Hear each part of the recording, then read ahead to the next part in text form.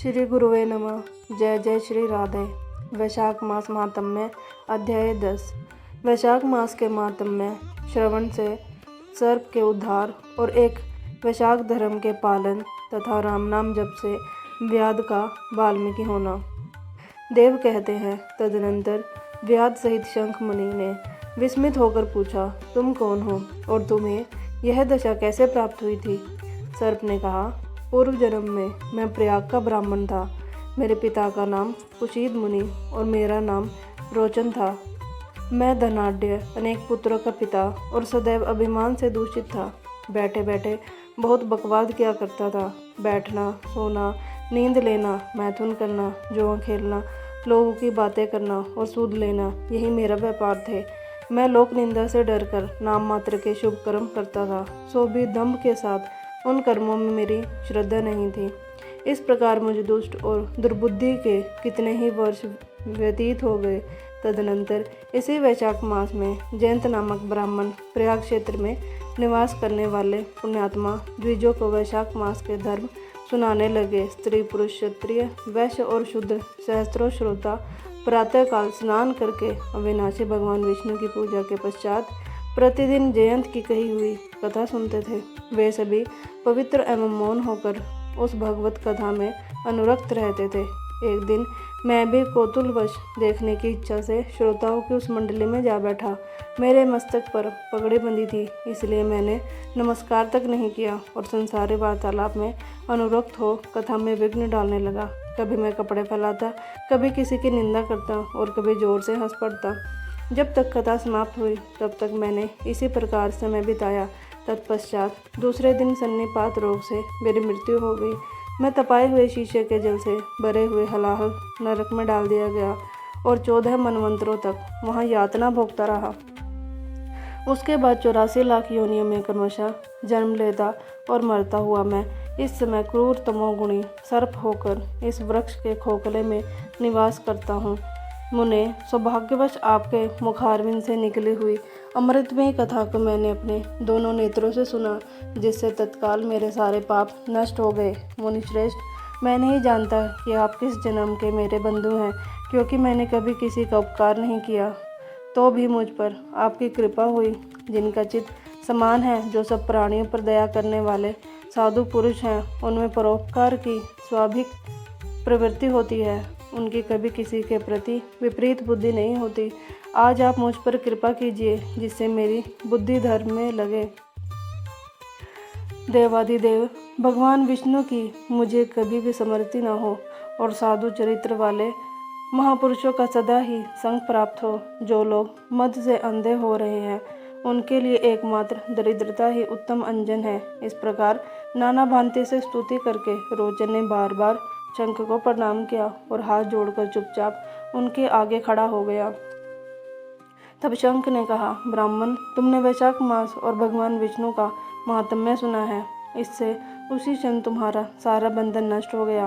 द्विजश्रेष्ठ, परिहास, भय, क्रोध, द्वेष, कामना अथवा स्नेह से भी एक बार भगवान विष्णु के पापहारी नाम का उच्चारण करके बड़े भारी पापी भी रोग शोक रहित वैकुंठ धाम में चले जाते हैं। फिर जो श्रद्धा से युक्त हो, क्रोध और इंद्रियों को जीतकर सबके प्रति दया भाव रखते हुए भगवान की कथा सुनते हैं, वे उनके लोक में जाते हैं।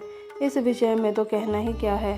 कितने ही मनुष्य केवल भक्ति के बल से एकमात्र भगवान की कथा वार्ता में तत्पर हो, अन्य सब धर्मों का त्याग कर देने पर भी भगवान विष्णु के परम पद को पा लेते हैं।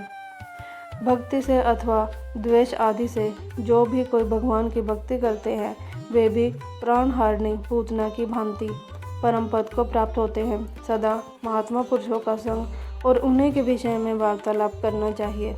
रचना शिथिल होने पर भी जिसके प्रत्येक श्लोक में भगवान के सुयश सूचक नाम है, वही वाणी जन समुदाय की पाप राशि का नाश करने वाली होती है, क्योंकि साधु पुरुष उसी को सुनते, गाते और कहते हैं जो भगवान किसी से कष्ट साध्य सेवा नहीं चाहते, आसन आदि विशेष उपकरणों की इच्छा नहीं रखते तथा सुंदर रूप और जवानी नहीं चाहते, अपितु एक बार भी स्मरण कर लेने पर अपना परम प्रकाश में वैकुंठ धाम दे डालते हैं।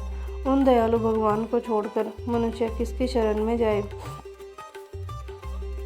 उन्हीं रोग शोक से रहित चित्त द्वारा चिंतन करने योग्य अव्यक्त दया निधान भक्त वत्सल भगवान नारायण के चरण में जाओ।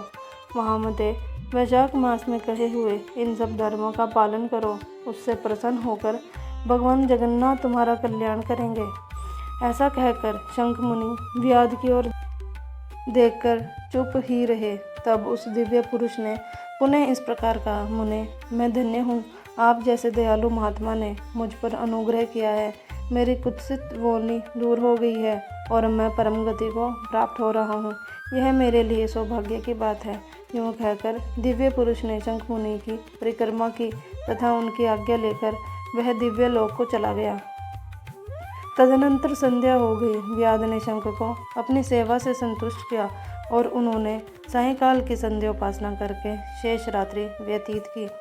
भगवान के लीला अवतारों की कथा वार्ता द्वारा रात व्यतीत करके शंख मुनि ब्रह्म मुहूर्त में उठे और दोनों पैर धोकर मौन भाव से तारक ब्रह्मा का ध्यान करने लगे।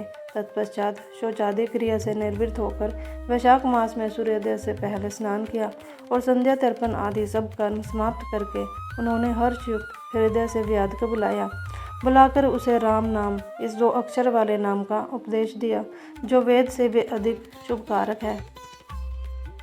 उपदेश देकर इस प्रकार कहा, भगवान विष्णु का एक एक नाम भी संपूर्ण वेदों से अधिक महत्वशाली माना गया है। ऐसे अनंत नामों से अधिक है भगवान विष्णु का सहस्र नाम, उस सहस्र नाम के समान राम नाम माना गया है। इसलिए व्याध, तुम निरंतर राम नाम का जप करो और मृत्यु पर्यंत मेरे बताए हुए धर्म का पालन करते रहो।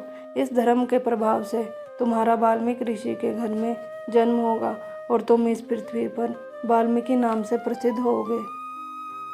व्याध को ऐसा आदेश देकर मुनिवर शंख ने दक्षिण दिशा को प्रस्थान किया। व्याध ने भी शंख मुनि की परिक्रमा करके बार बार उनके चरणों में प्रणाम किया और जब तक वे दिखाई दिए तब तक उन्हीं की ओर देखता रहा। फिर उसने अति योग्य वैशाखोक्त धर्मों का पालन किया। जंगली कैद, कटहल, जामुन और आम आदि के फलों से राह चलने वाले थके मांदे पथिकों को वह भोजन कराता था। जूता, चंदन, छाता, पंखा आदि के द्वारा तथा बालू के बिछावन और छाया आदि की व्यवस्था से पथिकों के परिश्रम और पसीने का निवारण करता था। प्रातःकाल स्नान करके दिन रात राम नाम का जप करता था।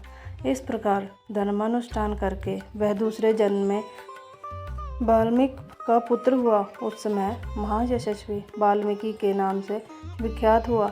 उन्हीं वाल्मीकि जी ने अपने मनोहर प्रबंध रचना द्वारा संसार में दिव्य राम कथा को प्रकाशित किया, जो समस्त कर्म बंधनों का उच्छेद करने वाली है।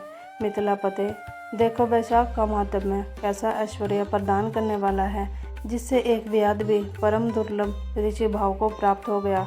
यह रोमांचकारी उपाख्यान सब पापों का नाश करने वाला है। जो इसे सुनता और सुनाता है वह पुनः माता के स्तन का दूध पीने वाला नहीं होता। ओम नमो भगवते वासुदेवाय नमः। जय जय श्री सीताराम। जय जय श्री राधे श्याम।